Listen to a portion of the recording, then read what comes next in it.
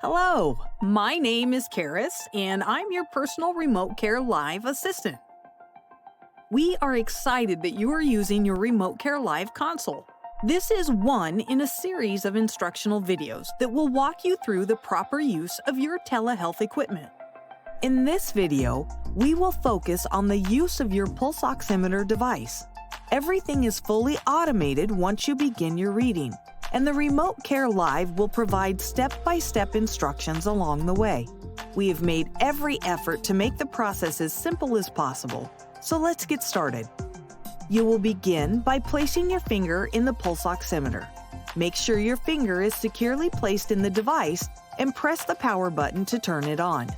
All further instructions will come from the Remote Care Live, connected to pulse oximeter.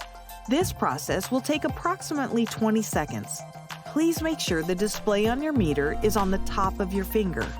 Breathe normally and minimize hand movement. Your oxygen saturation level is 97. Your pulse rate is 63 beats per minute. Thank you for taking your pulse ox reading. Please remove from your finger. Your device will power off automatically.